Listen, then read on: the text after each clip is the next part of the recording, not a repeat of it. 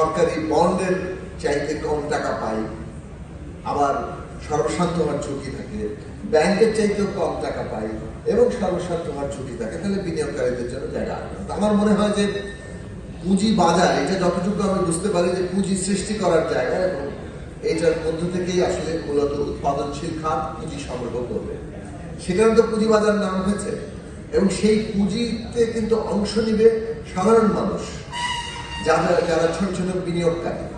এখন এই ছোট ছোট বিনিয়োগকারীরা যদি আস্থা না পায় তাহলে এটা আসবে না, এবং বাংলাদেশ একদিকে $1 ট্রিলিয়ন ইকোনমির সম্ভাবনা তার প্রান্তে, অথচ তার স্টক মার্কেট ক্রমাগত সংকুচিত হয়ে যাচ্ছে, ছোট হয়ে আসছে।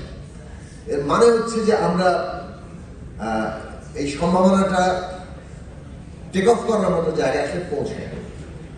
এখন এইটা পৌঁছানোর জায়গাতে একটা বড় শর্তের জায়গা হচ্ছে আস্থা ফেরানো, যাতে করে বিনিয়োগকারীরা সেখানে আসে, তাদের যাতে নিশ্চয়তা থাকে, এবং সেই নিশ্চয়তা দেওয়ার দায়িত্ব সরকারের, যারা রেগুলেশন দেখেন তাদের। এবং সেইখানে প্রধান জায়গা হচ্ছে রুল বুক অনুযায়ী চলবে নাকি গোষ্ঠীর নানান ভেস্টেড গ্রুপের ডমিনেশনে চলবে। ওই যে একজন বলেছেন গভর্নমেন্ট ইন ওয়েটিং, ভাই বসে আছেন, গভর্নমেন্ট ইন ওয়েটিং, এবং সেটা তো বটেই, তাদেরকে সিদ্ধান্ত নিতেই হবে। বর্তমান অন্তর্বর্তী সরকারকেও সিদ্ধান্ত নিতে হবে যে এখানে আসলে গোষ্ঠীর আধিপত্য থাকবে কিনা, রুল বুক অনুযায়ী চলবে, সেটা কিছুটা এক্সাম্পল সেট করার ব্যাপার আছে। এবং অর্থনীতি এরকম নয় যে পলিটিক্যাল গভর্নমেন্ট আসলে তারপর অর্থনীতি আসলে চলবে, এখন আসলে অর্থনীতি চুপচাপ বসে থাকবে। অর্থনীতি এখনই টেক অফ করা দরকার, না হলে আমরা আরো বিপর্যয়ের দিকে যাব। কাজেই বর্তমান অন্তর্বর্তী সরকার এবং রাজনৈতিক দলগুলো একটা সিদ্ধান্তে পৌঁছানো দরকার যে কিভাবে কত দ্রুত অর্থনীতি তার আস্থা ফিরে পাবে এবং সেখানে বিনিয়োগ বাড়বে এবং সে একটা টেক অফ করার দিকে অগ্রসর হবে। সেখানে ধরুন ইলেকশন এবং রিফর্ম নিয়ে যে ডিবেট চলছে, এবং ইলেকশন কবে হবে, ট্রানজিশন কিভাবে হবে, এগুলো যে অনিশ্চয়তা আছে, এটা বড় আকারের একটা বাধা।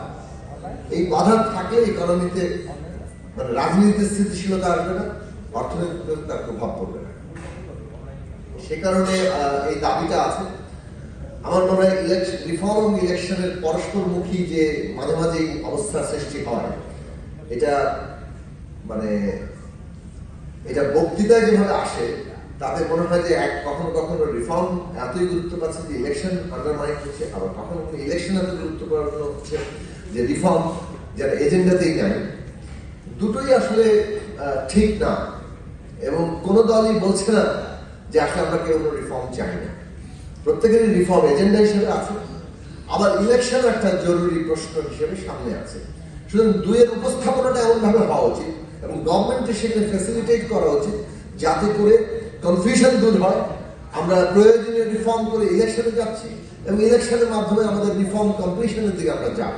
এইটার যে রূপরেখা, এটা যত দ্রুত আসবে তত পলিটিক্যাল স্টেবিলিটি আসবে, সেইটা ইকোনমিতে প্রভাব পড়বে, এবং আমার মনে হয় পুঁজিবাজার সহ সমস্ত সেক্টরে একটা চাঙ্গা ভাব দেখা দেবে, কারণ তারা প্ল্যান করতে পারবে কিভাবে বিনিয়োগ তারা করবে।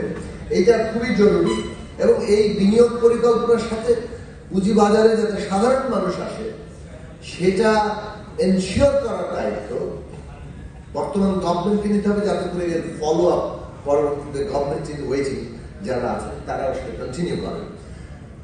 ওইটাই মূল জায়গা যে এখানে একটা রুল বুক আছে, এখানে নিয়ম আছে, আইন কানুন আছে, সেই অনুযায়ী চলবে এবং কোন গোষ্ঠী এটাকে এভাবে দখল করতে পারবে না।